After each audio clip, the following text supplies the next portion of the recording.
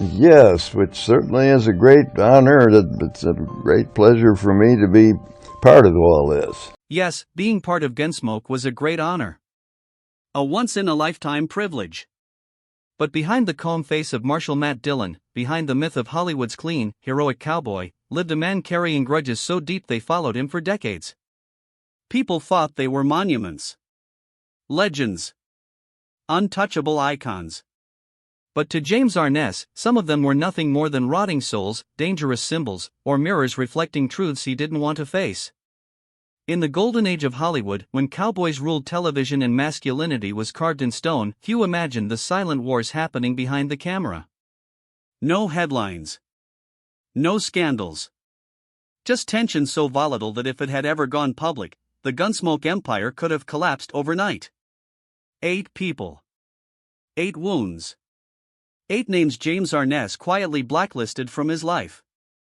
This is not a story of petty feuds. It's a story of fear, power, image, and survival. And it begins with the man who both made Arness and haunted him. Number 1 is John Wayne, the shadow he could never escape. I feared him. John Wayne sat at the very top of Arness's blacklist.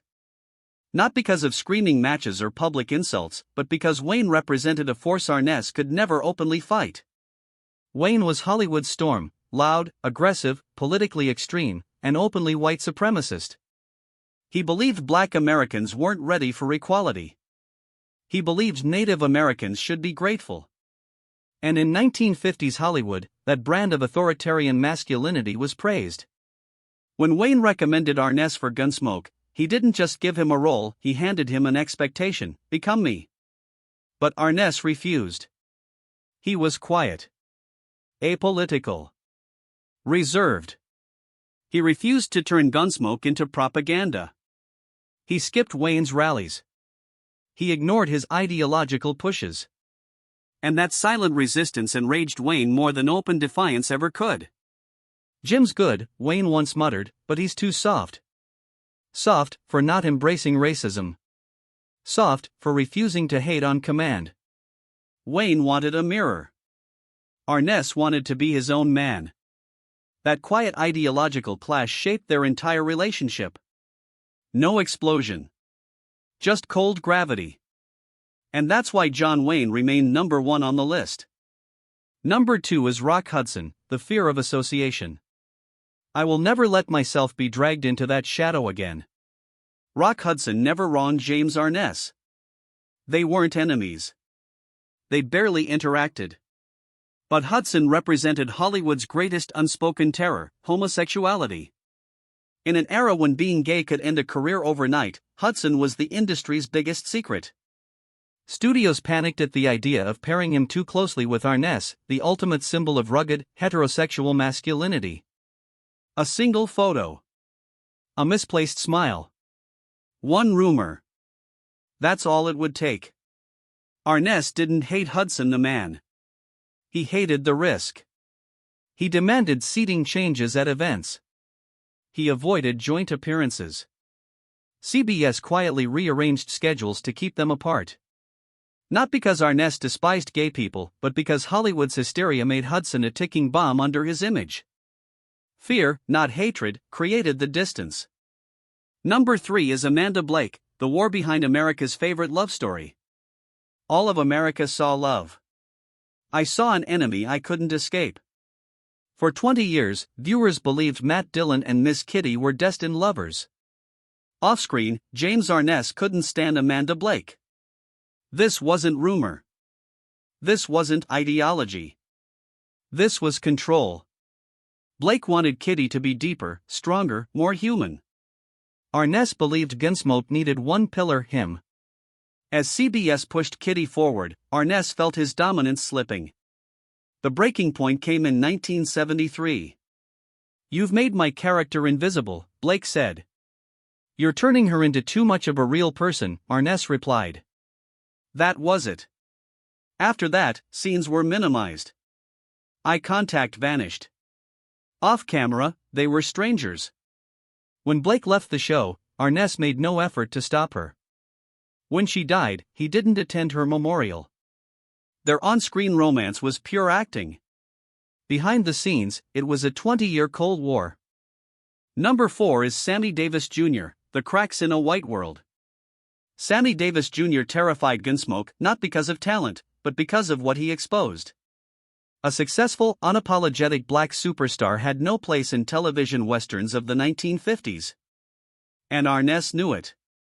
When CBS floated the idea of a Sammy Davis Jr. cameo, Arness shut it down with one line. Dodge City has no place for a song and dance man. Everyone heard the subtext. Arness didn't hate Davis. He hated what Davis represented, the racial truth Gunsmoke was built to avoid. And so Davis stayed out. The line remained unbroken. Number 5 is Lee Marvin, Chaos vs. Control. Lee Marvin was everything Arness wasn't and everything he feared. Marvin embodied violent, reckless masculinity. Arness embodied discipline and order. When Marvin mocked Gunsmoke as too clean, Arness never forgot it.